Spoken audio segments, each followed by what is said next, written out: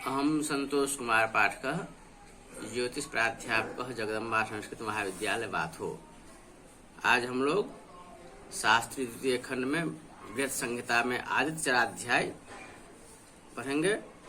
इसमें चंद्रमा के शुक्ल का निर्णय पढ़ना है। तो इसमें चंद्र के शुक्ल का निर्णय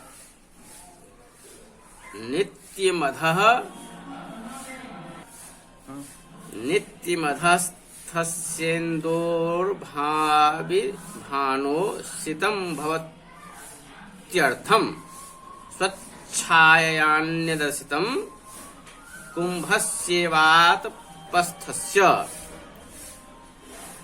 जिस प्रकार धूप में किसी घड़े को हम रख देते हैं और उस घड़े पर में सूर्य की तरफ का आधा भाग शुक्ल वर्ण और उसके विपरीत दिशा में स्थित दूसरा आधा भाग उसकी छाया से ही कृष्ण देखने में आता है। उसी तरह सदा सूर्य के अधोभाग में स्थित चंद्र का सूर्य की तरफ का आधा भाग शुक्ल और उसके विपरीत दिशा में स्थित अर्धभाग अपनी छाया से ही कृष्ण देखने में आता है।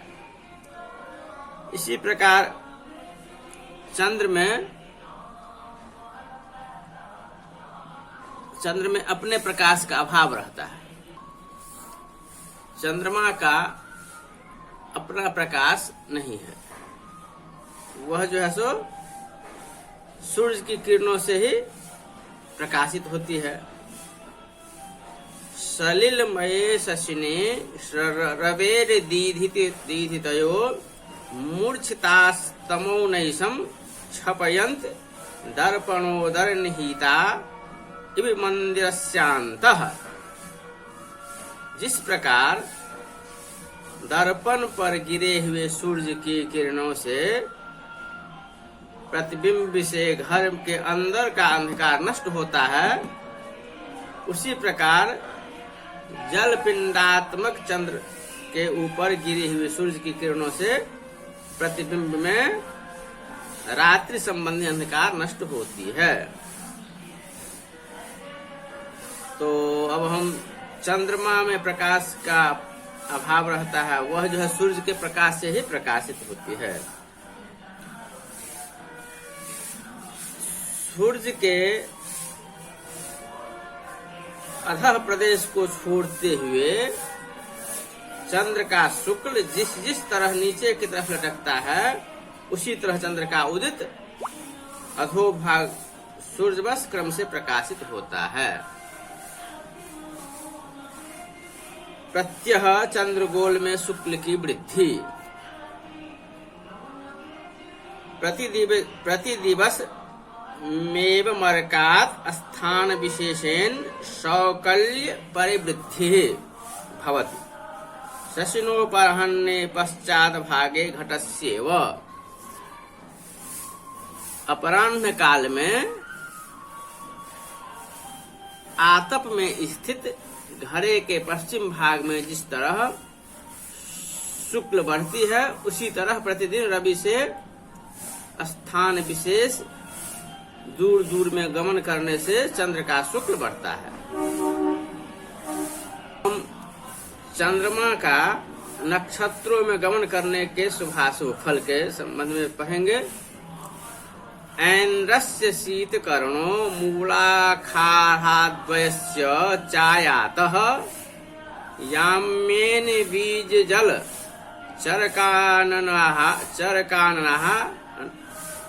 वह्नि भयदश्च। जिस समय चंद्रमा ऐन्द्र तथा ज्येष्ठा, मूल, पूर्वाषाढ़ा, उत्तराषाढ़ा इन 4 नक्षत्रों में दक्षिण से होकर जाता है, उस समय बीज, जलचर और वन का नाश होता है। इससे यह सिद्ध होता है कि उक्त नक्षत्रों के उत्तर में होकर यदि चंद्र जाता हो तो शुभ होगा, दक्षिण में जाने पर अशुभ, और उत्तर में जाने पर चंद्रमा उत्तर कर जाए तो शुभ होता है। अब चंद्र के नक्षत्रों में गमन करने के और भी फल हैं। दक्षिण पार्श्वेन गतः शशि विशाखानुराधयो पापः, मध्येन तु प्रशस्तः पितृदेव विशाखयोश्चापि।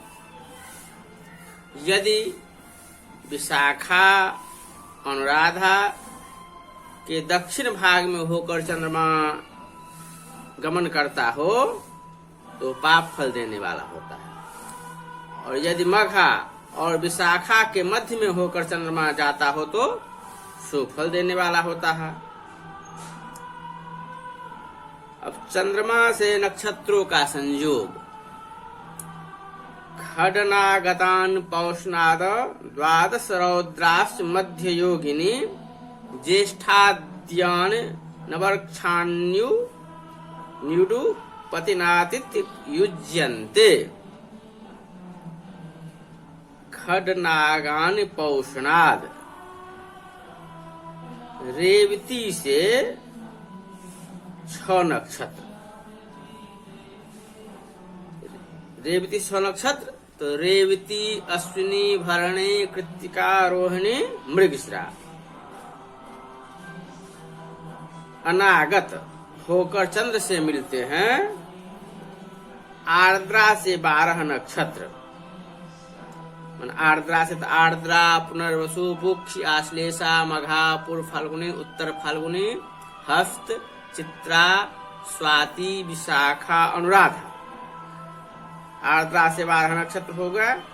यह मध्य संयोगी होकर चंद्रमा से मिलते हैं, और ज्येष्ठा से 9 नक्षत्र, ज्येष्ठा, मूल, पूर्वाषाढ़, उत्तराषाढ़, श्रवणा, धनिष्ठा, शतभिखा, पूर्वभाद्र, उत्तरभाद्र। अतिक्रांत होकर चंद्रमा से मिलते हैं। इसका आशय यह है कि जब चंद्रमा उत्तर भाद्रपदा में जाता है उसी समय चंद्र का रेवती नक्षत्र में संयोग हो जाता है। इसी तरह रेवती में जाने पर अश्विनी से, अश्विनी में जाने पर भरणी से, भरणी में जाने पर कृत्तिका से, कृत्तिका में जाने पर रोहिणी से, और रोहिणी में जाने पर मृगशिर से संयोग होता है। आर्द्रा आदि 12 नक्षत्रों में से प्रत्येक नक्षत्र विभाग के बीच में चंद्र के जाने से संयोग हो जाता है। तो ज्येष्ठा से 9 नक्षत्रों में प्रत्येक नक्षत्र के अगले नक्षत्र में जाने पर ही पिछले नक्षत्र से संयोग कर लेता है। जैसे मूल के जाने पर ज्येष्ठा से, पूर्वाषाढ़ के में जाने पर मूल से, इसी प्रकार चंद्र का संयोग हो जाता है। तो इन्हीं नक्षत्रों को गर्गादि आचार्य अर्धभोगी, अर्धभोगी और समभोगी नाम से कहते हैं।